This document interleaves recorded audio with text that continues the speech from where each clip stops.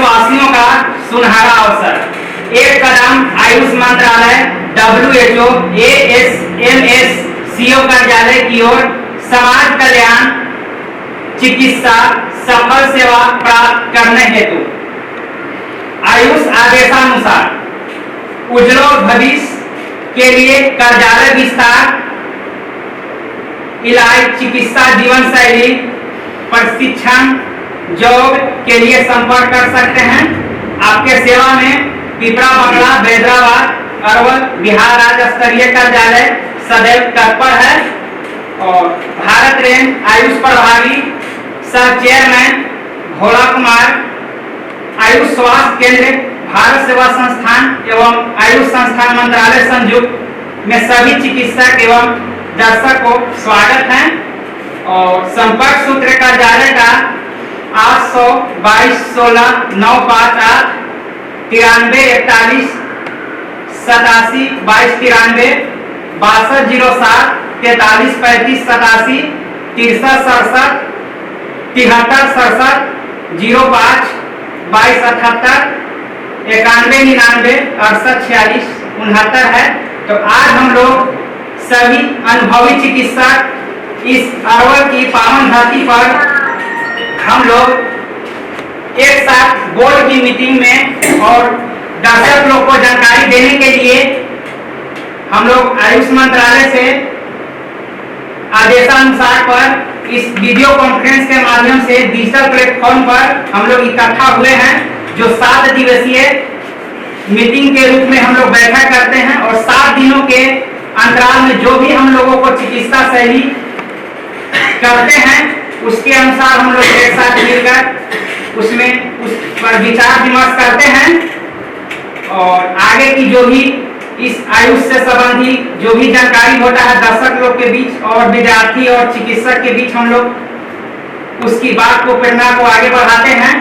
तो आज हम लोग सभी चिकित्सक से अनुरोध है कि अपने अपने परिचय दर्शक एवं WHO की तरफ अपनी अपनी परिचय को देने का प्रयास करें।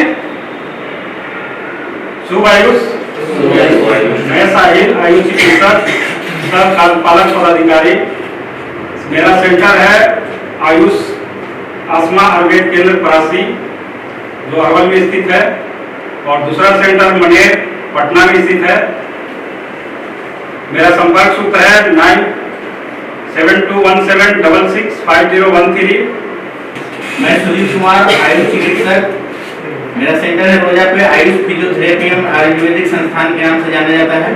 मेरा संपर्क सूत्र है 9939 60 74 66 एवं 96 31 81 73। धन्यवाद। शुभ आयुष। मैं सुजय चौधरी, ग्राम रोजा पर। मेरा आयुष हेल्थ केयर सेंटर रोजा पर शिव मंदिर के बगल में। और मेरा संपर्क सूत्र है 99 73 10 53 14। शुभ आयुष। मैं आयुष चिकित्सक पंकज कुमार सोनी। मेरा क्लिनिक है हैदराबाद सहाय मोड़ के पास। मेरा मोबाइल नंबर है 88 044 82 577। मेरा नाम राकेश कुमार, मैं आयुष चिकित्सक हैं। हमारा जो क्लिनिक है वो झरी पर सकरी पंचायत के पास में है। मेरा कॉन्टैक्ट नंबर है 96 31 15 0307। शुभ आयुष। मैं रमेश रंजन, आयुष चिकित्सक, हैदराबाद। मेरा कॉन्टैक्ट नंबर है 92 410 14 223। एक और नंबर है 91 99 79 51 51। शुभ आयुष। मेरा नाम रोशन कुमार हुआ, मैं यहाँ चिकित्सा हूँ और मेरा कॉन्टैक्ट नंबर 62 22 81। धन्यवाद। शुभ आयुष। मैं संजय चौधरी, मैं क्लिनिक का नाम है इशू हेल्थ केयर। मेरा संपर्क नंबर है 91 720 91 17 22 63 96। कृष्णा कुमार अरवल। मेरा कॉन्टैक्ट नंबर है 8083 852234। सभी आयुष चिकित्सक को शुभ आयु सर। मैं आयुष चिकित्सक चंदन कुमार, मेरा संस्था का नाम है महावीर सेवा संस्थान भेड़िया विलेज महाबलीपुर। मेरा दूसरा संस्था का नाम है इब्राहिमपुर पीरो भोजपुर ओवर ब्रिज के पास। मेरा कॉन्टैक्ट नंबर है 7367052278। धन्यवाद सर।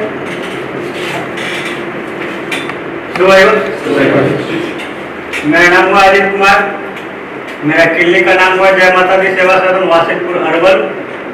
मेरा कॉन्टैक्ट नंबर हो गया 9852724311। धन्यवाद। सभी व्यवसायीवान को शुभ आयुष। मैं आयुष चिकित्सक राजू रमन, मेरा clinic Hyderabad near post office के पास स्थित है। मेरा कॉन्टैक्ट नंबर 7292973308 है। धन्यवाद। शुभ आयुष। मैं अरुण कुमार सिंह, आयुष चिकित्सक एवं बीमा पदाधिकारी, बालाजी सेवा संस्थान रामपुर में है। मेरा संपर्क सूत्र है 8969279655। शुभ आयुष। आयुष चिकित्सक और साथ में डायरेक्टर भी हैं। अरविंद जी मेरा नाम हुआ। मेरा जो है ब्रांच आरा, अरवल, जहानाबाद, औरंगाबाद। जैसे आरा अगर आप जाते हैं वहाँ भी मेरा जो है ब्रांच है। आप जो पीरो भी जाते हैं वहाँ भी ब्रांच है। आप मनेर जाते हैं वहाँ भी मेरा जो है आयुष का ब्रांच है। अरवल आते हैं वहाँ भी मेरा ब्रांच है। और बीटा जाते हैं तो बीटा भी मेरा ब्रांच है। बैराबाद आते हैं, बैराबाद भी मेरा जो है ब्रांच है। आयुष चिकित्सक जहाँ जहाँ भी अगर देखें आप इलाज वहीं करवाएं। और मेरा मोबाइल नंबर है 9939397755।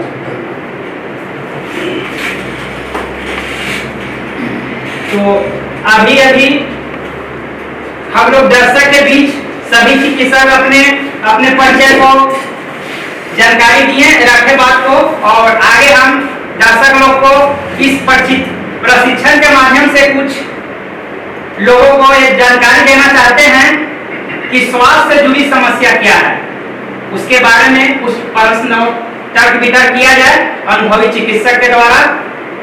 सर प्रश्न है बॉडी हाथ क्या है सर, उसका कुछ बताइए सर। बहुत ही रोमांचक प्रश्न के साथ दर्शक को बताने के लिए प्रेरित किए हैं आयुष चिकित्सक चंदन कुमार जी। इनका प्रश्न है कि शरीर का महत्वपूर्ण अंग जिसे बड़ी आंत क्या है। तो बड़ी आंत हमारे पाचन तंत्र का एक महत्वपूर्ण और अंतिम हिस्सा है। इसका मुख्य कार्य छोटी आंत से आए हुए बचे हुए भोजन से अतिरिक्त पानी और खनिज को सोखना और बचे हुए अपशिष्ट को मल के रूप में शरीर से बाहर निकाल देना पड़ता है। और अगला दूसरा प्रश्न हमारे आयुष चिकित्सक सर के पास है, तो दर्शक को थोड़ा जानकारी दिया जाए। शुभ आयुष सर से मेरा एक प्रश्न है कि बड़ी आंत में मुख्य कारण क्या होता है सर, उसका वर्णन। बहुत ही रोमांचक प्रश्न दर्शक को सर प्रेरित किए हैं जानकारी देने के लिए कि बड़ी आंत का मुख्य हिस्सा का वर्णन करना है। तो बड़ी आंत का जो मुख्य हिस्सा है वो सिक्कम है, कोलन है, मलाशय है और गुदा नालिका है। और तीसरा प्रश्न हमारे आयुष चिकित्सक सर के पास है, तो दर्शक को जानकारी दिया जाए। सुभाष सर, बड़ी आंत का एक हिस्सा है जिसको सिक्कम कहा जाता है। सिक्कम के बारे में सर वर्णन करें ताकि आपकी बात से जो दर्शक बंधु जो सुन रहे हैं, जो देख रहे हैं, उससे प्रभावित हो। बहुत ही रोमांचक प्रश्न आयुष चिकित्सक रमेश कुमार रंजन सर किए हैं और साथ साथ प्रशिक्षण का भी कार्य करते हैं कई सालों से। तो सिक्कम जो है बड़ी आंत के लिए यह बड़ी आंत की शुरुआत होती है। इसी हिस्से से छोटी आंत जुड़ी होती है और यहीं पर अपेंडिक्स भी मौजूद होता है। अगर खान पान में अगर हम लोग की अगर थोड़ी सी भी असावधानियां होगा तो अपेंडिक्स का शिकार हो जाना निश्चित है। इसलिए अपेंडिक्स की अगला वीडियो में हम चर्चा करेंगे। अभी यहीं तक ही हम सीमित रखते हैं। और चौथा प्रश्न हमारा चिकित्सक सर के पास है, तो दर्शकों को थोड़ा जानकारी दिया जाए। बड़ी आंत पर जो है चर्चा हो रही है। बड़ी आंत में एक जो है कोलन के बारे में थोड़ा सा बताइए क्या है। बहुत ही अनुभव के साथ हमारे आयुष चिकित्सक अरविंद कुमार सर, डायरेक्टर, जो शारदा हेल्थ केयर के नाम से प्रसिद्ध हैं और बैदराबाद अजीमाबाद में भी ये लोगों को समाज सेवा के लिए सेवा देने का प्रयत्न किए हैं और कर रहे हैं। तो सर का कहना है कि जो बड़ी आंत है उसमें एक कोलन होता है, उसका थोड़ा सा दर्शक को जानकारी दिया जाए। तो यह बड़ी आंत का सबसे लंबा भाग होता है कोलन। यह बचे हुए भोजन से पानी और इलेक्ट्रोलाइट्स को अवशोषित करता है और अपशिष्ट मल में बदलने का कार्य करता है। और पांचवा प्रश्न हमारा चिकित्सक सर के पास है, तो थोड़ा दर्शक को जानकारी दिया जाए। आयुष सर के क्वेश्चन है बड़ी आंत का, कोलन का मुख्य हिस्सा का वर्णन करें। बहुत ही रोमांचक प्रश्न हमारे चिकित्सक सर किए हैं, सुखदेव सर। कहना है सर का कि कोलन का मुख्य हिस्सा का वर्णन करना है। तो कोलन का मुख्य 4 हिस्सा होता है। पहला असेंडिंग, दूसरा ट्राइवर्स, फिर तीसरा है डिसेंडिंग और चौथा है सिक माउथ कोलन। और अगला छठा प्रश्न हमारे चिकित्सक सर के पास है, तो दर्शक को थोड़ा जानकारी दिया जाए। बड़ी आंत का हिस्सा सर आपने बोले कि मलाशय भी है, मलाशय क्या है इसके बारे में सर जानकारी दे दर्शकों को, इसका वर्णन करें। बहुत ही रोमांचक प्रश्न हमारे चिकित्सक सर किए हैं, जो अरवल से हैं। इनका कहना है कि मलाशय, तो मलाशय एक रेक्टम हम कहते हैं। तो यह बड़ी आंत का निचला हिस्सा होता है। यह मल को बाहर निकलने से पहले कुछ समय तक अपने पास जमा रखता है। और 7वां प्रश्न हमारा चिकित्सक सर के पास है, तो थोड़ा दर्शक को जानकारी दिया जाए। सुभाष सर, मेरा क्वेश्चन है सर आपसे, बड़ी आंत का एक भाग है जिसको हम लोग गुद्दा नालिका कहते हैं। गुद्दा नालिका को सर आप अपने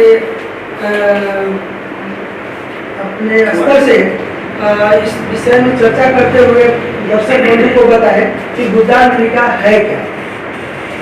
बहुत ही रोमांचक प्रश्न किए हैं आयुष चिकित्सक कुमार रंजन सर कि गुद्दा नलिका क्या है। तो गुद्दा नलिका जो है कैनल, जो कैनल यह पाचन तंत्र का सबसे अंतिम द्वार होता है और अंतिम द्वार होता है जिसमें माध्यम से मल जो है से शरीर से बाहर निकल जाता है।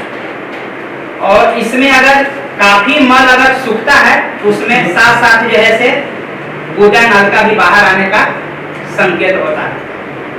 तो अगला जो है से 8वां प्रश्न हमारे चिकित्सक सर के पास है, तो दर्शक को जानकारी दिया जाए।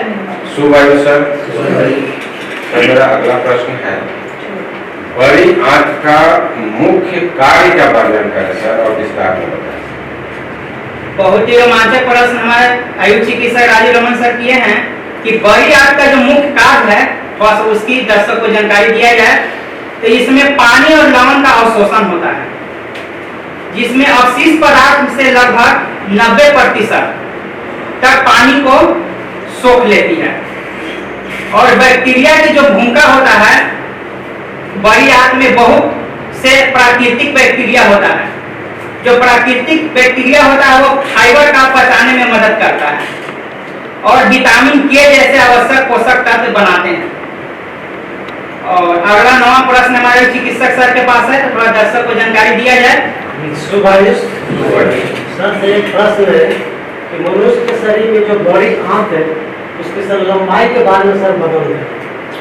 बहुत ही रोमांचक प्रश्न हमारे चिकित्सक संजय चौधरी सर किए हैं कि बड़ी आंत की चर्चा सुनते आ रहे हैं, लेकिन उसकी लंबाई का भी थोड़ा वर्णन किया जाए। तो बड़ी आंत का जो लंबाई लगभग 5 फीट लगभग 1.5 मीटर होती है। और 10वां प्रश्न हमारे चिकित्सक सर के पास है, तो दर्शक को जानकारी दिया जाए। शुभ आयुष। सर, हम लोग सभी लोग जानते हैं कि शरीर के अंदर 2 आंतें होती है, छोटी आंत एक बड़ी आंत। जो कि छोटी आंत पे ऑलरेडी बात कर चुके हैं हम लोग। अगर कोई दर्शक छूट गया हो, नहीं देखे हो वीडियो, तो जरूर देख लीजिए। आज बड़ी आंत पे बात पूछते हैं कि बड़ी आंत का व्यास क्या होता है, उसके बारे में थोड़ा वर्णन कीजिए। तो बहुत ही रोमांचक प्रश्न हमारे चिकित्सक साहिल सर किए हैं कि बड़ी आंत का व्यास चौड़ाई लगभग 3 इंच लगभग और 7.5 सेंटीमीटर होता है, जो छोटी आंत से काफी अधिक होता है। इसी की वजह से इसे बड़ी आंत भी कहा जाता है। और 11वां प्रश्न हमारे चिकित्सक सर के पास है, तो दर्शक को जानकारी दिया जाए। शुभ आयुष। बड़ी आंत का मुंह कार्य को वर्णन करें सर। बहुत ही रोमांचक प्रश्न हमारे आयुष चिकित्सक सुखदेव सर किए हैं कि बड़ी आंत का जो मुख्य कार्य क्या हो सकता है। तो यह पचे हुए भोजन से पानी और नमक को भी अवशोषित करता है और अवशिष्ट पदार्थ को शरीर से बाहर निकालने में भी मदद करता है। और 12वां प्रश्न हमारे चिकित्सक सर के पास है, तो दर्शक को जानकारी दिया जाए। शुभ आयुष। ये तो हम लोग जो है जाने गया कि इसका लंबाई जो है लमसम 5 फीट हमें है और इसका चौड़ाई जो है करीब करीब 3 इंच है। लेकिन जब 5 फीट है 1.5 इंच जो इसका जो 3 इंच जो गहराई है, लेकिन इसका वजन क्या है, इसमें वजन मतलब अतिरिक्त कितना है। बहुत ही रोमांचक प्रश्न हमारा डायरेक्टर सर किए हैं अरविंद सर कि गहराई व्यास सारा चीज की जब बात हो रहा है तो उसका वजन को थोड़ा सा नापा जाए, या उसका वजन हो सकता है। तो बड़ी आंत का जो वजन है 1.5 किलो से 2 किलोग्राम लगभग 4 पाउंड होता है। और 13वां प्रश्न हमारे चिकित्सक सर के पास है, तो दर्शक को जानकारी दिया जाए। बड़ी आंत के बारे में सब चर्चा तो हो ही रही है, तो बड़ी आंत की संरचना क्या है सर, इसके बारे में दर्शकों को बताएं। बड़ी आंत की संरचना के बारे में हमारे चिकित्सक सुजीत सर किए हैं।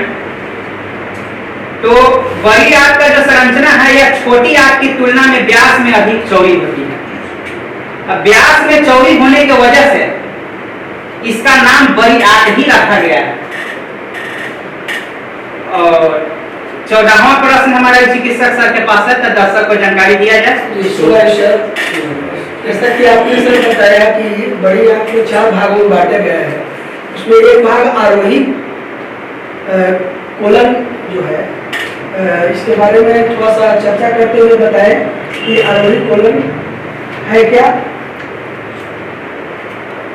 बहुत ही रोमांचक प्रश्न किए हैं रमेश कुमार रंजन सर कि आरोही कोलन मानव शरीर की बड़ी आंत कोलन का पहला और महत्वपूर्ण हिस्सा होता है और पचे हुए भोजन से पानी और पोषक तत्व जो है सोखने में मदद करता है और ऑक्सीजन की पर्याप्त मात्रा इसमें अति आवश्यक होता है। यह बड़ी आंत का दाहिनी ओर स्थित पहला भाग है और इसमें जो सिक्कम छोटी आंत से जुड़ने वाला हिस्सा से शुरू होकर ऊपर की ओर छाती से शुरू होकर ऊपर की ओर छाती की तरफ बढ़ते जाता है। अगर ऑक्सीजन की कमी होने पर जल की कम मात्रा सेवन करने पर यह ऊपर की ओर ज्यादा से बढ़ने लगता है, जिससे बॉयल्ड गैस,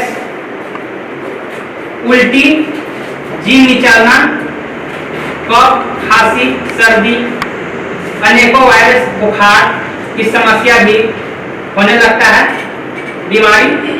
और इसका मुख्य कारण जो है तरल पदार्थ और पानी लवण को अवशोषित करना और अपशिष्ट पदार्थ को मल के रूप में ठोस बनाना, ताकि शरीर में अत्यधिक कोई भी बीमारी उत्पन्न न करे। इसके बाद ऊपर की ओर जाने के बाद यह अनुप्रस्थ कोलन में पुनः फिर मुड़ जाता है।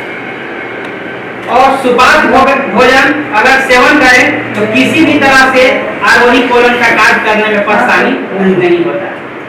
अगर आहार की अगर हम चर्चा करें तो भोजन और जल, तो भोजन 35% है सुपाच्य भोजन के लिए और 65% जल की जरूरत पड़ता है। और मानक के द्वारा इसे माना गया है।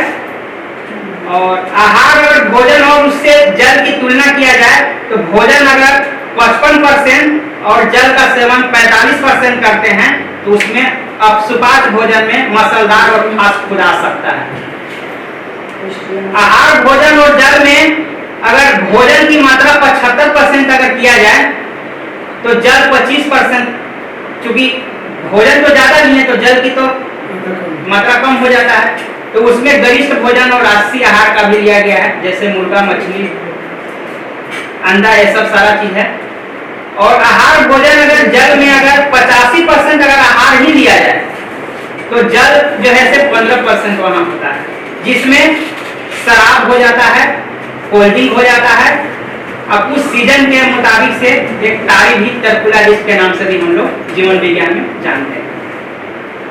और इसके बाद जो है से जैसे जैसे अवरोही कोलन में ऑक्सीजन जल की कमी होने लगता है वैसे वैसे बीमारी का खतरा बढ़ना शुरू हो जाता है।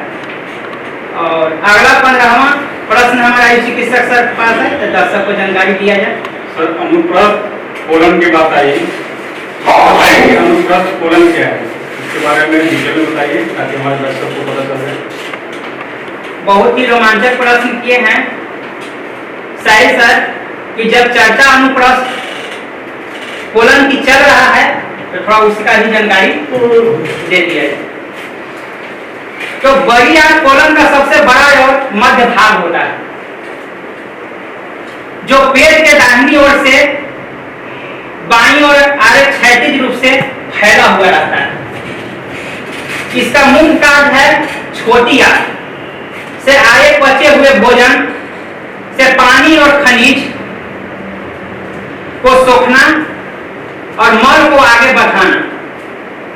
इसका मुख्य कार्य भोजन रस से इलेक्ट्रोलाइटस सोडियम को अवशोषित करना और पाचन को नियंत्रण करना। यह समस्या में अगर ये नहीं कर पाता है तो इसमें बवासीर की समस्या होने का खतरा बढ़ता है, मल में खून भी आने लगता है, भक्कम दर्द, फिचकुला, गांठ भी बन जाता है। अत्यधिक पेट में गर्मी बनने की वजह से बॉयल गैस, जग, संक्रमण, सिस्ट, फ्लूइड का विस्तार एवं ज्यादा अगर ये बीमारी बढ़ गया तो उसमें जो है से कैंसर का भी खतरा हो जाता है, जिसमें कैंसर के लिए हम लोग आगे भी वीडियो कॉन्फ्रेंस में वीडियो बना रखे हैं और दर्शक को उस कैंसर के बारे में उस वीडियो को देखें और उनसे समझें कि कैंसर क्या है।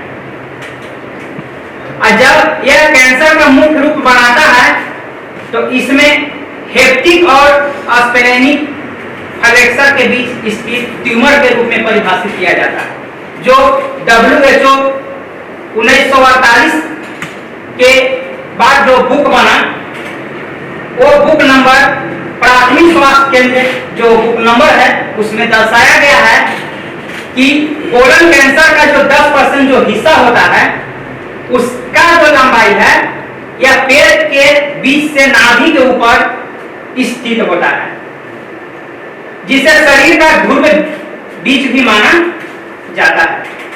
औसत लंबाई 50 सेंटीमीटर 18 से 20 इंच होता है, और जब गैस पूर्ण रूप से अपना जगह पर स्थिर नहीं होता है तो यह अनेकों बीमारी तैयार करना शुरू कर देता है, जैसे वात, पित्त और कफ। तो ये सारी WHO के किताब में, बुक में मिल जाएगी। और आगे हम लोग उससे अध्ययन करके 16वां प्रश्न हमारा चिकित्सक सर के पास है, तो दर्शक को जानकारी दिया जाए। और वह कोलन क्या है? तो बहुत ही रोमांचक प्रश्न हमारे चिकित्सक सर किए हैं कि अवरोही बृहदान यानी कोलन क्या है।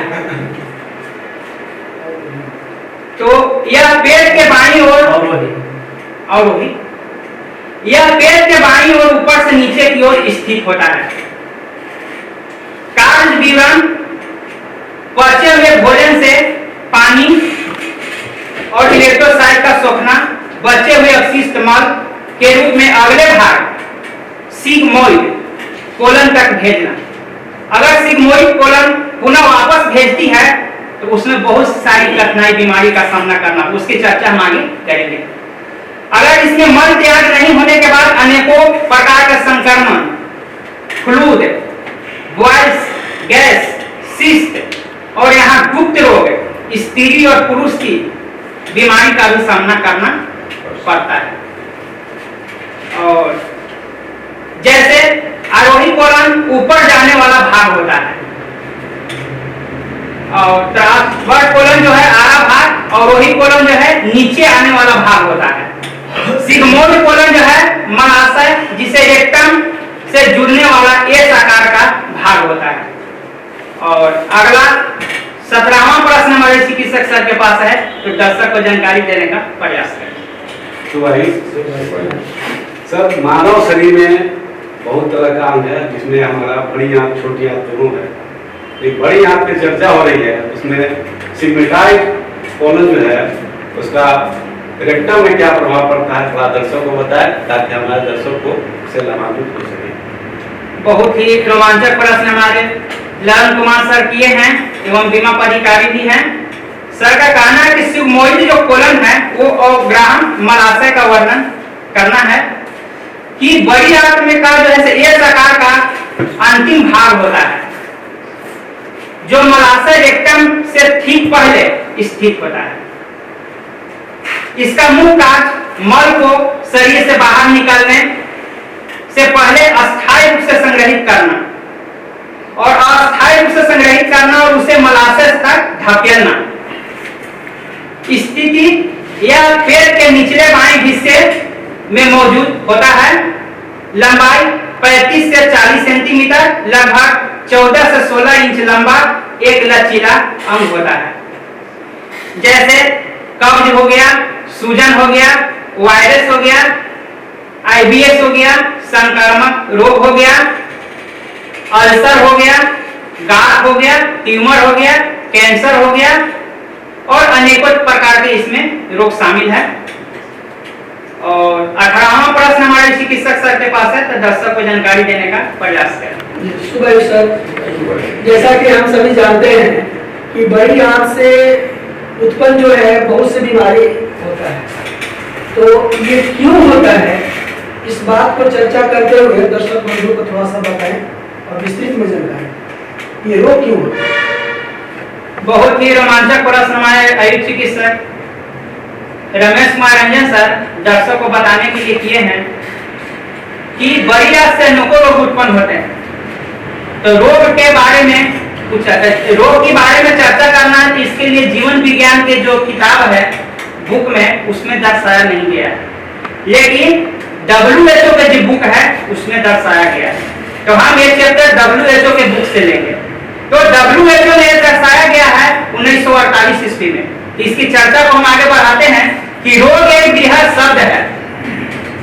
शरीर की समान अवस्था में ऐसा कोई भी परिवर्तन जो बेचैनी, अयोग्यता या शारीरिक कमजोरी का कारण बनता है, जो रोग कहलाता है। 1948 ईस्वी में विश्व स्वास्थ्य संगठन WHO के अनुसार स्वास्थ्य की परिभाषा निम्न रूपों में दिया गया। और स्वास्थ्य केवल रोग का असमानता की अनुपस्थिति नहीं है, बल्कि पूर्ण रूप से स्वस्थ शरीर, मानसिक व सामाजिक अवस्था है। और WHO की परिभाषा में स्वास्थ्य के 3 आयामों को निर्धारित किया जाता है। इसलिए हम जितने भी नीट में बैठने वाले विद्यार्थी हैं उनसे हमें निवेदन करते हैं कि जीवन विज्ञान के साथ साथ वो जो है से WHO का भी बुक पढ़ने का प्रयास करें, नहीं तो उनकी ये जो है से अध्ययन अधूरी रह जाएगी और परीक्षा में मिलता जुलता प्रश्न नहीं आ पाएगा। इसलिए WHO का भी बुक पढ़ना अनिवार्य है। आज हम लोग WHO के साथ काम कर रहे हैं तो ये WHO की जानकारी बता रहे हैं और उसकी किताब को हमने अध्ययन हम लोग किए हैं। इसलिए जानकारी नीट के बच्चों के लिए, चाहे जो डिप्लोमा इन आयुर्वेद कर रहे हैं, डिप्लोमा इन साइंस कर रहे हैं, या क्लिनिकल कोर्स कर रहे हैं, या डिविजनल सर्टिफिकेट के लिए प्रयास कर रहे हैं, उन लोग को ये जो है से प्रशिक्षण लेना और किताब पढ़ना अगर उन लोग के पास मौजूद नहीं है तो आयुष चिकित्सक जितने भी हम लोगों के पास नंबर बोला गया वो सब का संपर्क करें। हम लोग उनको अथक प्रयास से सारी समस्या का हल करेंगे और उनको उम्मीद रखते हैं कि प्रत्येक परीक्षा में वो सबसे जो है से बिहार के बच्चा हो, चाहे भारत हो या विश्व के बच्चा हो, वो जो है से बहुत अच्छे रैंक से इस देश को अनुशासन के रूप में समाज को कल्याण करेंगे और अच्छे रैंक से जो है से अपनी जीत हासिल करेंगे और समाज कल्याण भी एक अच्छे डॉक्टर के रूप में करेंगे। जो परेशानी आज के युग में इस मरीज लोग के साथ हो रही है वो परेशानी नहीं होगी, इसलिए जानकारी के अभाव में ही परेशानी होती है। तो चलिए आगे बढ़ते हैं आगे प्रश्न की ओर। और शारीरिक स्वास्थ्य को कई परीक्षणों द्वारा जांचा जा सकता है। तो शारीरिक स्वास्थ्य को हम लोग के पास बहुत सारा उपकरण है, बहुत सारा जांच है, बहुत सारा हम लोग के पास औषधि आयुष प्रणाली के है और बहुत सारे एलोपैथ भी है और बहुत सारे होम्योपैथ भी है। तो इससे हम लोग जैसे शारीरिक जितने भी बीमारी है उसकी हम लोग रोकथाम और इलाज अनुभवी हम लोग चिकित्सक कर लेते हैं, लेकिन सामाजिक और मानसिक स्वास्थ्य का इलाज करना बड़ा ही असंभव बताया गया। तो इसका भी हम लोग प्रयास कर रहे हैं। आगे अगर WHO का सहयोग रहा तो इस पर भी सफलता पाया जा सकता है, लेकिन सफलता हम लोग कुछ औषधि के द्वारा सहारा से हम लोग समझा बुझाकर उस पर भी सफलता अभी पा रहे हैं, लेकिन पूर्णतः पाने का प्रयास किया जाएगा। आगे की अगर इस बुक में आया 2026 के बाद तो हम आप लोगों के बीच बुक नंबर के साथ शेयर करेंगे। और 19वां प्रश्न हमारे चिकित्सक सर के पास है, तो दर्शक को जानकारी देने का प्रयास करें। सर एक और क्वेश्चन आया है तो बड़ी आंत में एक यानी रोग का वर्णन करें सर। यानी रोग क्या होता है, कहाँ पर होता है? बहुत ही रोमांचक प्रश्न हमारे आयुष चिकित्सक सुधीर सर किए हैं कि बीमारी यानी कि रोग की कारक का वर्णन करना है। तो रोग के कारक 6 प्रकार के होते हैं जो WHO के बुक में है। तो WHO में रोग के कारक 6 प्रकार के वर्णन किया गया है, जिसमें है जैविक कारक, पोषक कारक, रासायनिक कारक, भौतिक कारक, यांत्रिक कारक और पदार्थों की कमी या अधिकता। और इसके बाद 20वां प्रश्न हमारे चिकित्सक सर के पास है, तो दर्शक को जानकारी देने का प्रयास करें। सर मेरा भी एक प्रश्न है कि बड़ी आंत पे बात चल रही है, तो बड़ी आंत में अनेकों तरह की बीमारी तो होती है, जिसमें एक बीमारी है जैविक कारक रोग। जैविक कारक रोग क्या है, इसका वर्णन करें। बहुत ही रोमांचक प्रश्न किए हैं सुजीत सर। सर का कहना है कि अभी WHO के बुक नंबर से जो उठाया गया प्रश्न है जैविक कारक, तो उसका रोग का वर्णन करना है। तो जैविक कारक रोग जो है virus, rickettsia, bacteria, fungi, protozoa, helminthes, arthropods आते हैं। और अगला 21वां प्रश्न हमारे चिकित्सक सर के पास है, तो दर्शक को जानकारी दिया जाए। एक प्रश्न है, पोषक कारक जो रोग है सर उसके बारे में सर बताएं। बहुत ही रोमांचक प्रश्न है। इस WHO बुक से ही उठाए हैं हमारे चिकित्सक संजय चौधरी सर। इनका कहना है कि पोषक कारक रोग का वर्णन। अब हम लोग जीवन विज्ञान और WHO, क्योंकि WHO कार्य कर रहे थे, इसका भी जानकारी हम लोग को रखना और लोग हम लोग के तो है ही अनुभव के साथ, लेकिन दर्शक को भी देना जरूरी है, क्योंकि WHO का अर्थ है विश्व स्वास्थ्य संगठन। तो चलिए पोषक कारक का रोग का वर्णन करना है। तो इसमें है प्रोटीन, वसा, कार्बोहाइड्रेट, खनिज, विटामिन और जल भी आते हैं।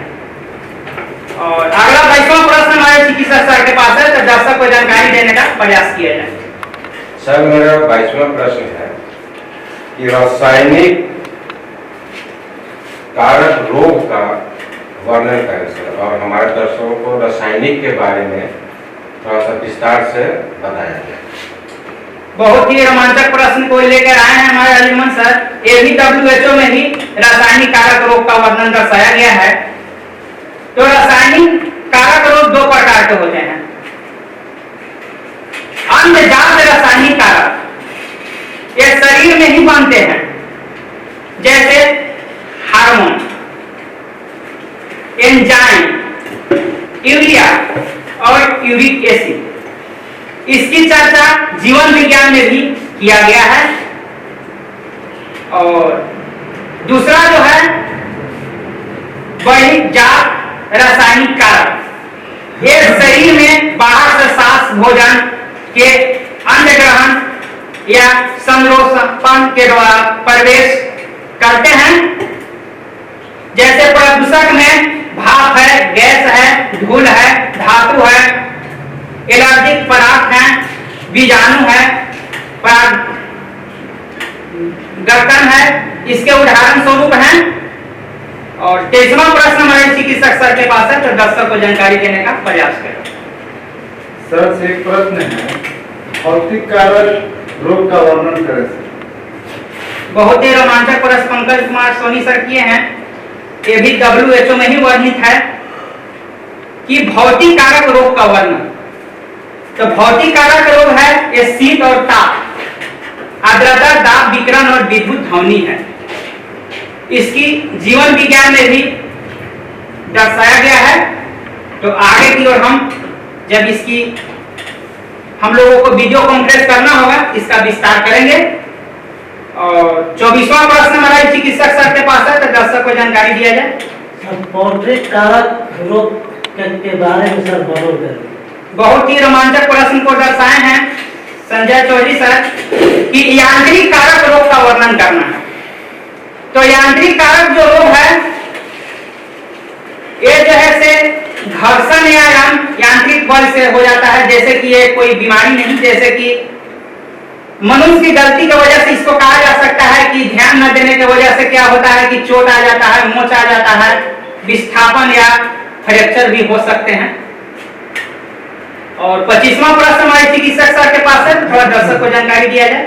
शुभ आयुष सर, मेरा एक क्वेश्चन है कि बड़ी आंत में बहुत सारे पदार्थ होते हैं, तो पदार्थ अगर कम हो जाए तो उससे क्या फायदा या नुकसान है, या ज्यादा हो जाए तो उससे फायदा क्या नुकसान है, उसके बारे में वर्णन। बहुत ही रोमांचक प्रश्न सही सर लेके आए हैं। तो पदार्थों की कमियां अधिकतर तो ये तो दो चैप्टर में मिल जाता है हम लोग के सर। एक तो जीव विज्ञान में मिल ही जाता है और WHO में ही मिल ही जाता है। तो इससे तुलना किया गया तो हार्मोन और एंजाइम, हार्मोन और एंजाइम कुछ लोग आनुवांशिक दोष और अंगों के अपूर्ण विकास के कारण भी होता है। कुछ बीमारी जैसे पेप्टिक अल्सर भी आता है, हृदय की भी बीमारी आता है, उच्च रक्त की भी बीमारी आता है, और ये सब कारक अनेकों बीमारी आ सकता है, जिसकी चर्चा हम आगे वीडियो कॉन्फ्रेंस में करेंगे।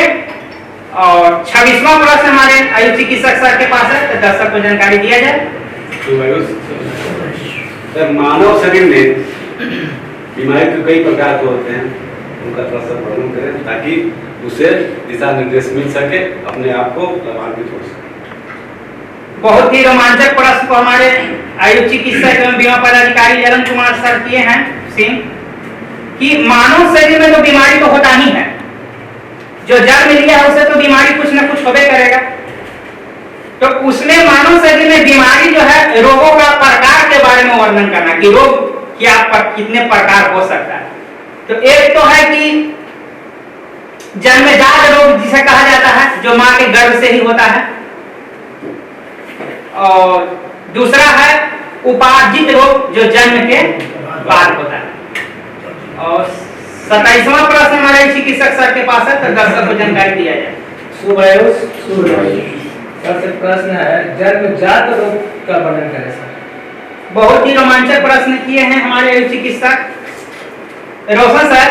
ये भी WHO में ही बुक में दर्शाया गया है, लेकिन काफी दीर्घ रूप से दर्शाया गया है और शॉर्ट में जीव विज्ञान में दर्शाया गया है।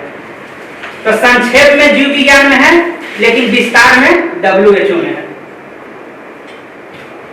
जो है 1948 ईस्वी के बाद जो हम लोग को पढ़ने के लिए जो बुक मिला, उसमें है कि जन्मजात रोग में जन्म से ही पाई जाने वाले नाटमन या क्रियात्मक असमयांता है। यह बीमारी निम्न कारणों से हो सकता है, जैसे जन्मजात रोग के लिए है किसी एक जीन। तो जीन के बारे में इसकी हम लोग जब पुरुष धातु पर हम लोग जब वीडियो कॉन्फ्रेंस करेंगे तो उसमें हम लोग चर्चा करेंगे, क्योंकि अभी हम लोग बड़ी आग पर चर्चा कर रहे हैं। तो इसमें जो है से जीन का उत्परिवर्तन alkaptonuria, phenylketonuria, albinism, sickle cell anaemia, haemophilia, वर्णाधार, गुणसूत्री समानताएं जैसे डाउन क्लाइफेल्टर टर्नर सिंड्रोम, वातावरणीय कारक, कटा हुआ ओट व तालु, जीन व क्रोमोसोम द्वारा उत्पन्न रोग के कारण होता है, जो बच्चों को परेशानी जन्म के बाद हम लोग को देखने को मिलता है। और 28वां प्रश्न हमारे चिकित्सक सर के पास है, तो थोड़ा दर्शक को जानकारी दिया जाए। सर रोग पे रोग तो आते जा रहे हैं और हम लोग बहुत सारे रोगों पे चर्चा कर चुके हैं। तो अभी सर जो बोले कि उपार्जित रोग भी, उपार्जित रोग क्या है सर, इसके बारे में वर्णन करें। बहुत ही रोमांचक प्रश्न, बड़ी आग से निकलते जा रहा है। तो इसमें उत्पादित रोग का जो वर्णन है, ये रोग जन्म के बाद उत्पन्न होते हैं। इन्हें दो भागों में बांटा गया है, एक संक्रामक रोग और दूसरा असंक्रामक रोग। और 29वां प्रश्न हमारे चिकित्सक सर के पास है, तो दर्शक को जानकारी दिया जाए।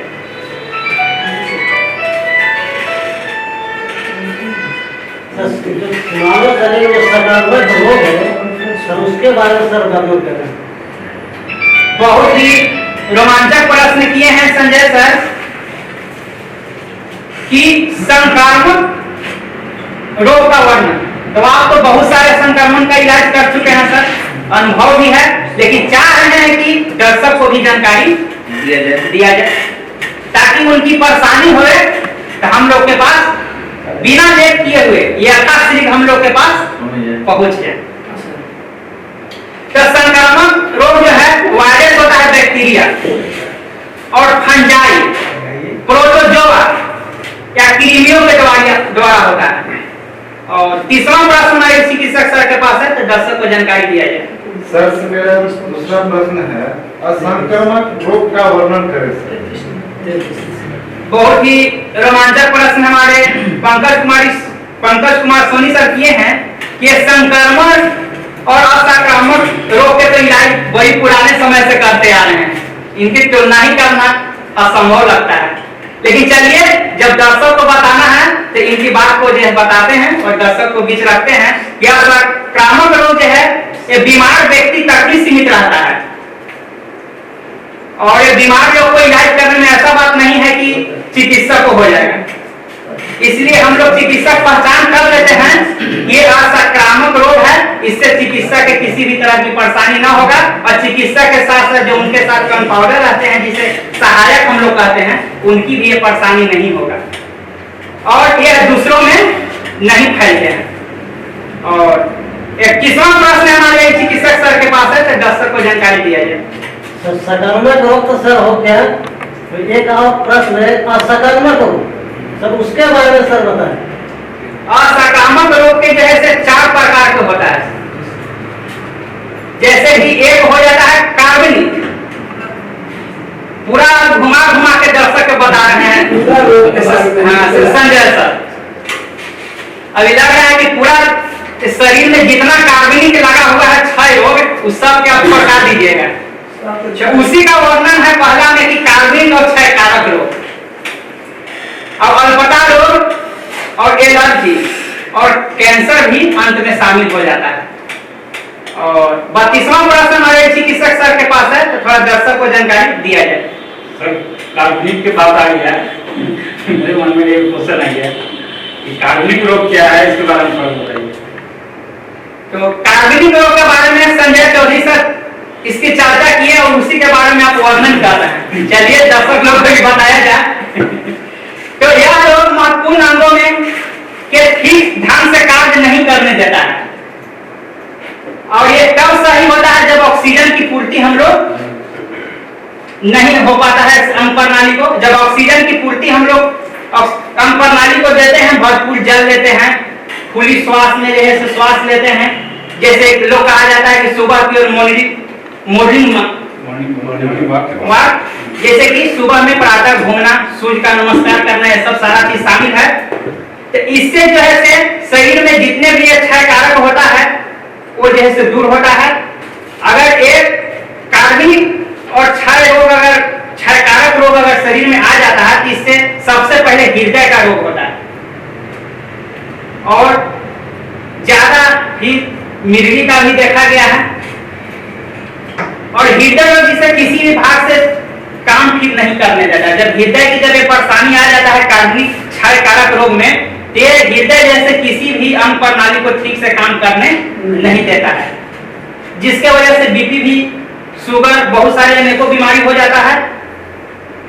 और इसके बाद जैसे मिर्गी मस्तिष्क पर समान दबाव कारण भी बनता है। जैसे किसी को कोई जरूरी नहीं है कि बचपन से ही मिर्गी का समस्या हो, किसी को चोट लगने से, एक्सीडेंट करने से भी मिर्गी की बीमारी होती है। मतलब समझ में ये आया कि अगर किसी तार में कार्बन लग जाए तो बिजली पास नहीं होती है, उसी तरह शरीर के अंदर अगर कार्बन लग जाए तो ब्लड का फ्लो नहीं होता। हाँ, है ना, तो हार्ट पे सबसे ज्यादा है। क्योंकि वो ढोल में जो होता है हार्ट का, उसमें विद्युत तरंग का बहुत ही मायने रखता है। और 33वां प्रश्न हमारे चिकित्सक सर के पास है, तो दर्शक को थोड़ा जानकारी दिया जाए। अल्पता रोग का वर्णन करें। बहुत ही रोमांचक प्रश्न हमारे कृष्णा सर किए हैं, आयु चिकित्सक। सर का जांच भी बहुत अनुभव के साथ लोगों को जांच भी करते हैं। तो अल्पता जो रोग होता है, यह पोषक तत्व, खनिज और विटामिन और हार्मोन्स की कमी से होते हैं। जैसे क्वासियोप्रकार, बेरी, घेंघा रोग, डायबिटीज, शुगर की भी बीमारी पूर्णतः जो किडनी को भी प्रभावित करने में शामिल करता है शुगर होने के बाद। और किडनी से ही शुरू होकर किडनी को ही प्रभावित करता है। ये पूर्ण रूप से शुगर हो ही जाता है इसमें, अल्पता रोग में। और 34वां प्रश्न हमारे चिकित्सक सर के पास है, तो दर्शक को जानकारी दिया जाए। सर से मेरा दूसरा क्वेश्चन है सर, एलर्जी रोग क्या है सर? दर्शक लोग को जानकारी देने का प्रयास करें। बहुत ही रोमांचक प्रश्न के साथ प्रस्तुत किए हैं दर्शक लोग को बताने के लिए चिकित्सक चंदन सर कि एलर्जी रोग किसी भी बीमारी में, किसी डॉक्टर को हमने देखे हैं, चिकित्सक लोग को, कि अगर उनकी समझ में ज्यादा अगर संक्रमण बीमारी ना आए तो एलर्जी लिख के उनको संबोधित कर देते हैं। लेकिन एलर्जी का कई कारण होता है, उसकी जांच कराएं और उनकी उस एलर्जी का कारण को समझें। तो एलर्जी यह रोग तब होता है जब शरीर किसी बाहरी पदार्थ से प्रत्येक अधिक संवेदनशील हो जाता है, जैसे कि फीवर का भी समस्या, बुखार, एलर्जिक रोग। कभी कभी बुखार इतनी ज्यादा समस्या कर देता है वो बोन मैरो तक चला जाता है। इसलिए पंजीकृत चिकित्सक से ही सलाह लें और इलाज कराएं, ताकि ये छोटी सी बुखार एक बड़ी बीमारी में न बदल जाए। और एलर्जिक रोग भी एक कैंसर तक फैल जाता है, और सर्दी, खांसी, खुजली और स्किन की समस्या एक गैंग्रीन तक भी पहुंच जाती है, जहां ऑक्सीजन की कोशिका में जो है से कमी होने लगती है, या वहां तक नहीं ऊतक तक पहुंच पाता है, जिसके वजह से गैंग्रीन पैर हाथ गलगल के गिरने लगता है। जिसकी गैंग्रीन का इलाज हमारे आयुष चिकित्सक अरविंद कुमार सर किए हैं, शारदा हेल्थ केयर सुपरसीड हॉस्पिटल, जो 300 वर्षों से पुरानी चली आ रही है। तो ये बहुत सारे गैंग्रीन का रिजल्ट लिए हैं, हम लोग भी लिए हैं, लेकिन सबसे ज्यादा गैंग्रीन का रिजल्ट और सबसे ज्यादा गैंग्रीन का मरीज हमारे अरविंद कुमार सर के पास आया है। तो हम उम्मीद रखते हैं कि हम लोग के पास गैंग्रीन का भी मरीज पहुंचे लोग, ताकि हम लोग भी उसका इलाज सुगमता और सफलता के साथ करें। और 35वां प्रश्न हमारे आयुष चिकित्सक सर के पास है, तो दर्शक को जानकारी देने का प्रयास करें। हम लोग जो है बड़ी आंख पर जो है चर्चा करते आ रहे हैं, ये तो हम लोग जो है पूरा पता हो चुका है हम लोग का कि इसका लंबाई क्या है, इसका चौड़ाई क्या है, और खाना में हम लोग 35% और पानी जो है 65% ले तो क्या फायदा है। और बड़ी आंख के द्वारा जो होता है लास्ट मतलब मल, वो जो है समझिए कि अंतिम छोर है मल, उसका निकलने का राह, यानी कि सारे चीज जो है जल जो है मुख्य रूप से जो है मतलब एथी है। अगर जल हम लोग नहीं ले पूरा, अगर 75-80% केवल खाना ही खाए और मात्र 10-20% जो है अगर केवल मतलब पानी लें, आपको जो है बड़ी आंख की समस्या हो सकता है, जो कि हम लोग का देखने के मिलता है। जेंट्स से अधिक लेडीज लोग में जो है ये जो है हम लोग का जो है देखने के लिए मिलता है, ताकि वो लोग जो है जल का सेवन जो है बहुत कम लोग करता है और खाना जो है बहुत ज़्यादा होता है। माने बात में वो लोग आधा घंटा तक जो है खाना खाएंगे और पानी के सेवन बहुत कम। अगर बड़ी आंत में अगर प्रॉब्लम होता है, उसका जैसे पूरा तेज दर्द भी जो है बड़ी आंत का ही कहती है, उसका बहुत तेज होता है। आपका मल भी जो है बाहर नहीं निकलता है, तो क्या जब बाहर मल भी नहीं निकलता है, इसी से जो है समझिए कि बोसीर इसी से हम लोग मतलब कहते हैं कि इसी से होता है, इसी से जो है भकंडर होता है, तो क्या इसी से कैंसर भी हो सकता है।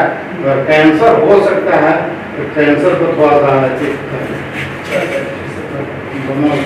बहुत ही विस्तार से जैसे बड़ी आंत के बारे में हमारे 300 वर्ष से पुराना अनुभव के साथ दर्शक लोग को बताएं अरविंद कुमार सर कि बड़ी आंत की जब इतनी सारी समस्या अगर हो जाए तो क्या उससे कैंसर का भी बीमारी हो सकता है। तो किसी भी बीमारी अगर ज्यादा गंभीरता तक चला जाता है तो अंत में कैंसर बन ही जाता है, क्योंकि मनुष्य के अंग जो प्रणाली में अंतिम बीमारी कैंसर ही है। तो कैंसर के अभी तक ऐसा WHO में भी हुआ है कि अभी तक उसका इलाज तो संभव नहीं है, लेकिन रोकथाम उम्र को बढ़ाया गया जा सकता है। जैसे आयुष प्रणाली में भी बहुत सारी औषधि है जिसकी वर्णन हम आगे करेंगे, और इसके माध्यम से कुछ थेरेपी है, कीमोथेरेपी, रेडियोथेरेपी जो भी है, और उसको जो है उस पर अनियंत्रित हम लोग नियंत्रण कुछ समय के लिए कर देते हैं, लेकिन अभी तक ऐसा कोई उपचार नहीं आया है जिसको हम लोग कैंसर को पूर्णतः ठीक करें। अगर एकाध स्टेप है तो उसको कुछ दिन के लिए हम लोग सामान कर सकते हैं, और सामान हुआ भी है हम लोग के पास, ऐसा है। लेकिन स्टेप बढ़ने के बाद समस्या काफी होता है, उम्र हम लोग बढ़ा देते हैं, और यह रोग जो है असामान्य वृद्धि के कारण उत्पन्न होता है। जैसे बीमारी जो है दिनों दिन बढ़ते चला गया अन्न प्रणाली में, इसके वजह से जैसे वो गहराई में चला गया, इसके वजह से वो कैंसर के बीमारी, जिसकी कैंसर की वीडियो हम लोग वीडियो कॉन्फ्रेंस के माध्यम से पहले ही हम लोग बना चुके हैं। तो उसको दर्शक लोग देखें कि कैंसर क्या है, उसका इलाज क्या है, और उसके बारे में हम लोग वीडियो कॉन्फ्रेंस में देखें। और 36वां प्रश्न हमारे चिकित्सक सर के पास है, तो दर्शक को जानकारी दिया है। रोगों का संचरण का वर्णन। बहुत ही रोमांचक प्रश्न किए हैं हमारे आयुष चिकित्सक सर अजीत सर। ये काफी पुराने समय से हमें तो पता ही है कि जब 1948 में WHO की बुक आया होगा तो उस समय तो अध्ययन सर कर ही लिए हैं, और वहीं से प्रश्न को खोज के निकाले हैं, और दर्शक को भी बता रहे हैं कि देखिए कहाँ गहराई कहाँ क्या है। तो रोगों का संचरण का वर्णन WHO के बुक में है।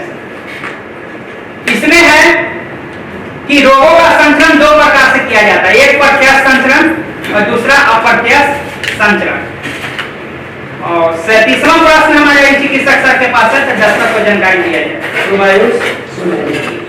सर से प्रश्न है, प्रत्यक्ष संरक्षण रोगों का वर्णन करें। उस WHO के ही बातों को बुक से जो हमारे आयुष चिकित्सक अजीत सर प्रश्न को रखे, उसी को दोहरा दिए रोशन सर कि प्रत्यक्ष संचरण रोगों का वर्णन किया जाए। तो कुछ रोगजनक बिना किसी मानवीय कारण के सीधे मानव शरीर में पहुंचते हैं। जैसे संक्रमित व्यक्ति से संपर्क में आपको किसी भी तरह की परेशानी नहीं है, लेकिन संक्रमित लोगों के पास पहुंच जाने से वो जैसे त्वचा पर छाले फोड़े हो जाते हैं। इससे निकलने वाले पदार्थ में संपर्क में आने से स्वस्थ व्यक्ति को भी संक्रमण हो जाता है। रिंगवर्म में एडली, फुट खुजली, chicken pox, small pox, syphilis तथा गोनोरिया आदि रोग सीधे संपर्क से फैलते हैं। और हम लोग छोटा छोटा जो बच्चा होता है उन लोग को हम लोग चुम्मा ले लेते हैं, उनको ये लेना हम लोग को WHO से सख्त मना किया गया है, वर्जित किया गया है कि छोटे छोटे बच्चों को चुम्बन न ले, उनको संक्रमण हो सकता है और उनको संक्रमण फैल सकता है। और इससे कंटेजियस रोग भी कहा जाता है। और ड्रॉपलेट संक्रमण जो है कुछ रोग बंद स्थानों जैसे कमरा, प्रियकर या बस आदि को संक्रमित व्यक्तियों के द्वारा भी फैलता है। ऐसा व्यक्ति जो छींक, खांसी, थूक या पान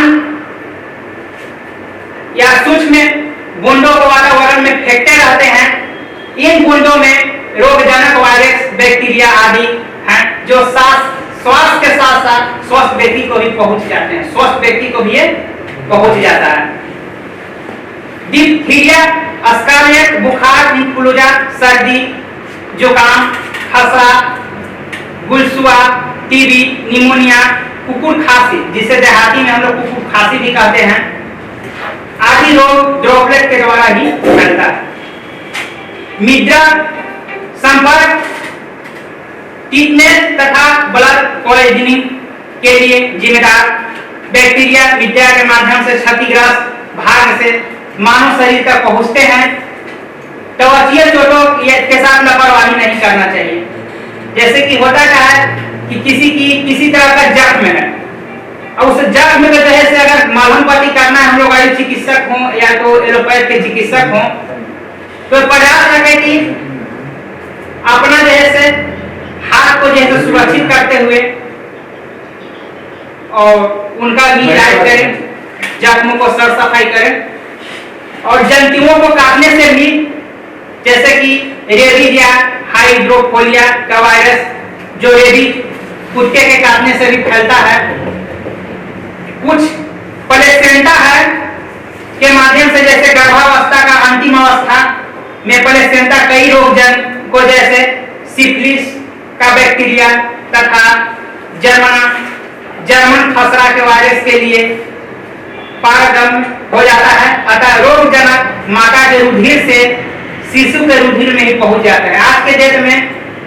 आज के समय में बहुत सारी देखा जा रहा है कि माँ के गर्भ से ही बच्चा को जॉन्डिस का शिकायत देखा जा रहा है। तो ये जॉन्डिस का शिकायत जो है कि माँ के गर्भ से इसलिए बच्चा को हो रहा है, और माँ को जब जांच हो रहा है तो माँ को जॉन्डिस का बिलोरुबियम जो बढ़ा होता है वो नहीं निकलता, लेकिन बच्चा को जॉन्डिस बिलोरुबियम बढ़ा आ रहा है, और अभी आ रहा है तो बहुत मात्रा में आ रहा है। यानी कि कहा जाए कि 15 और 30 के बीच में आ रहा है, ऐसा हम लोग देख रहे हैं। तो इसमें माँ की सबसे बड़ी गलती है।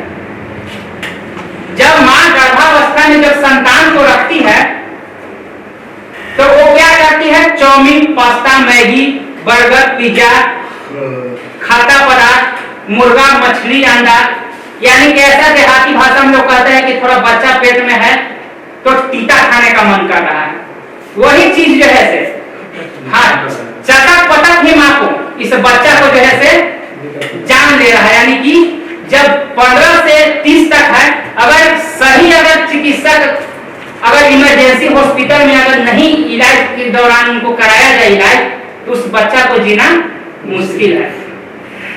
इसलिए हमें सभी बहन और लोग से कहेंगे कि अपनी जिंदगी अगर संतान को जिस तरह से 9 माह पाले हैं गर्भावस्था में, उस तरह से उनका जिम्मेवारी रखकर उनका जीवन दान सुरक्षित है। और 38वां प्रश्न हमारे आयुष चिकित्सक सर के पास है, तो दर्शक को जानकारी देने का प्रयास करें। सर, प्रत्यक्ष संचरण के बारे में तो ये बता दिया आपने, तो बहुत विस्तार से बताया, हमारे दर्शकों को समझ में भी आया होगा।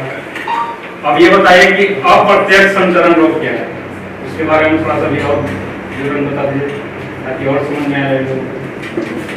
बहुत ही रोमांचक प्रश्न हमारे चिकित्सक सर किए हैं साहिल सर कि अप्रत्यक्ष संचरण रोग का वर्णन करना है। यह कई बीमारियों के रोग जनक कुछ मानवीय कारणों द्वारा मानव शरीर में पहुंचते हैं। इसमें WHO के बुक में बहुत लंबा विस्तार से बताया गया है। क्योंकि वीडियो कॉन्फ्रेंस में आगे हम लोग WBC का जो व्हाइट ब्लड सेल है, श्वेत रक्त कोशिका, उसके बारे में हम लोग जब चर्चा करेंगे तो इसकी वजह से पूरा हम वर्णन दर्शक के बीच प्रेरित कर देंगे। तो इसमें आर्थ्रोपोड वाहक जो है कीट 2 प्रकार से रोग फैलाते हैं, घरेलू मक्खी, हैजा, टाइफस, पेचिस, टीबी के रोग जनक को अपने पैरों व मुख खांडों के द्वारा भोजन व छाती अपने पैरों से पहुंचाती है, पानी तक पहुंचाती है। ऐसे भोजन व पानी को लेने पर मनुष्य को संक्रमण रोग हो जाता है। ये ओर्थेलिमिया व कंजेक्टिवाइटिस के लिए उत्तरदायी है, सूक्ष्म जीव वहन करती है। चींटियां, काकरोच, झींगुर भी रोगों के वाहक होते हैं। अनेक रक्त चूसने वाले कीट भी रोगों के वाहक है। जैसे अभी में हम लोगों के पास मच्छर भी है, जो वही मच्छर किसी और को काटे और फिर जो है से वही मच्छर वही अपना तुरा से किसी और को काट लेते हैं, जिसके वजह से जो है से मानव शरीर में जूटल, रेक्टिलिया, बुगनोज, प्लेग, सीसी मक्खी, स्लीपिंग सिकनेस, सेंड फ्लाई, काला जाग, ओरिएंटल सोरेंडिस मच्छर, पीत ज्वर, आज के डेट में हम लोग को पीत ज्वर, एंटी मच्छर, पीत ज्वर, यानी कि पीत ज्वर की आज हम लोगों के पास बहुत सारे बीमार लोग पहुंच रहे हैं मरीज, जिसमें उनके थर्मामीटर में बुखार नहीं आ रहा है, CBC में जांच के बाद भी सब सारा नॉर्मल रह रहा है, टाइफाइड भी नॉर्मल रह रहा है, इलेक्ट्रिक EFT, लिपिड प्रोफाइल, जितनी भी जांच अल्ट्रासाउंड कराया जा रहा है, सीधे सब सारा का सारा फंक्शन नॉर्मल रह रहा है। लेकिन उनकी कहना है कि हमें अंदर अंदर बुखार बना हुआ है, जीभ जो है से तीखा रह रहा है और हाथ पैर में जलन बना हुआ रह रहा है। उनकी शुगर की जांच भी शुगर भी नहीं आ रहा है, खाई भी नहीं रहा। जिसके वजह से है जो वो मरीज जो है से परेशान नजर आ रहे हैं। और उनकी परेशानी के अगर सही से अगर इलाज, जिनकी चिकित्सा की जानकारी नहीं है पित्त ज्वर का, वो जो है से मरीज को निमन यानी कि वो एकदम सुरक्षित ही उनकी जो है से जान चला जा रहा है। हाँ, क्योंकि शरीर जो है से एकदम इम्यून सिस्टम कमजोर उनकी हो जा रही है। अगर वही आयुष चिकित्सक अनुभवी के पास अगर आ जाते हैं तो उनकी इलाज जो है से पित्त ज्वर का हो जाता है। तो जैसे कि हम लोग नंबर दिए, ये हम लोग के पास इस सब की जानकारी है, अध्ययन किए हैं WHO के तहत, जीवन विज्ञान के तहत, तो हम लोग इसकी जानकारी है, हम लोग इसकी इलाज कर लोगों को प्राण को बचा देते हैं हम लोग। और ऐसे बहुत सारे चिकित्सक के पास जाने के बाद लोग कहते हैं कि आपका सारा चीज नॉर्मल है, किसी तरह का बीमारी ही नहीं है, उनको कैल्शियम और आयरन की दवा देकर छोड़ दिया जाता है। तो उससे क्या होगा? उससे कुछ नहीं होगा। इसलिए पित्त ज्वर का इलाज आयुष चिकित्सक के पास है और आयुष प्रणाली में औषधि भी उपलब्ध है, जिसकी चर्चा हम आगे तुरंत करने वाले हैं। और क्यूलेक्स मच्छर, फाइलेरिया, एनोफिलीज, मलेरिया तथा टिक्स पहाड़ी चट्टेदार बुखार फैलाते रहते हैं। वाहक जनित विधि हैजा, पेचिस, टाइफाइड के रोगजनक कारक भोजन और पानी के माध्यम से मानव आहार नाल में प्रवेश करते हैं।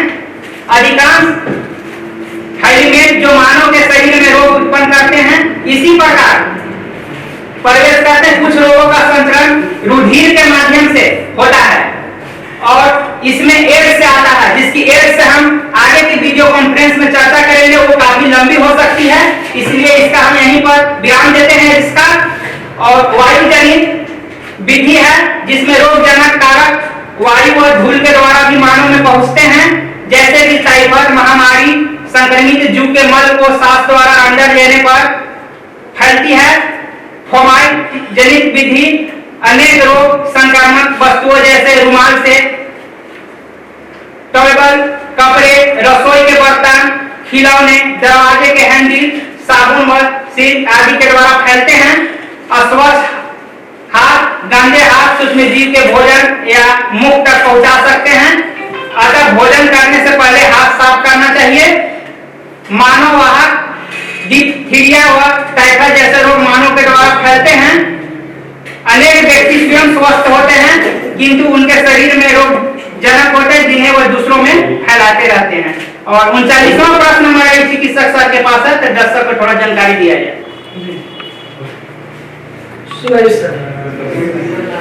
इसकी मैं लास्ट क्वेश्चन सर, मैं दर्शक बंधु के लिए एक निवेदन करना चाहूँगा कि बड़ी आंत में जो रोग होती है, बीमारी होती है, तो अपने यहाँ औषधि है, तो सर उस औषधि का नाम बता दीजिए ताकि दर्शक बंधु जो है उसका यूज करके बिल्कुल स्वस्थ रहे। बहुत ही इस बड़ी आंत के बारे में बहुत ही विस्तार हम लोग दर्शक को दिए, जानकारी दिए, और बहुत सारी जानकारी हम लोग YouTube के माध्यम से दिए हुए भी हैं, ताकि उन लोग अपना उस YouTube के माध्यम से जानकारी प्राप्त करें। तो बड़ी आंत की बीमारी जब हो जाता है तो सबसे पहले संक्रमण की परेशानी को दूर करना पड़ता है बड़ी आंत में। तो उसमें औषधि WHO के तहत आयुष औषधि है, जो सक्तिना टैबलेट है, इम्यूनिटी टैबलेट है, अल्काइडर टैबलेट है, एक्टिवेट टैबलेट है, अभ्यारिष्ट है, शुगर टैबलेट है, सुपर टैबलेट है, कफ क्लीन है, अस्टोमा सागर है, साबुन है, पूर्णावादिष्ट है, कफ सिरप है, और संक्रमण के बचाव हेतु आयुष साबुन भी है, हेयर ऑयल तेल भी है, शैम्पूल भी है, टूथपेस्ट भी है, आयुष प्रणाली में उपलब्ध है। ASMS कार्यालय में अपनी स्वास्थ्य की सुधार के लिए प्रयोग कर सकते हैं। हम पंजीकृत कार्यालय एवं पंजीकृत चिकित्सा से संपर्क कर सकते हैं, जो भी आप लोग के बीच वीडियो कॉन्फ्रेंस में नंबर बोला गया। और साथ ही साथ सुपाच्य भोजन, जल, फल आहार का सेवन दर्शक लोग करें, और साथ साथ चिकित्सक और विद्यार्थी लोग भी। अगर और किसी भी तरह का कोई प्रश्न है तो दर्शक को बताने का प्रयास करें कि नहीं लोग चिकित्सक के पास कोई प्रश्न है तो ना ठीक है। इसके बाद ही हम लोग इसके बाद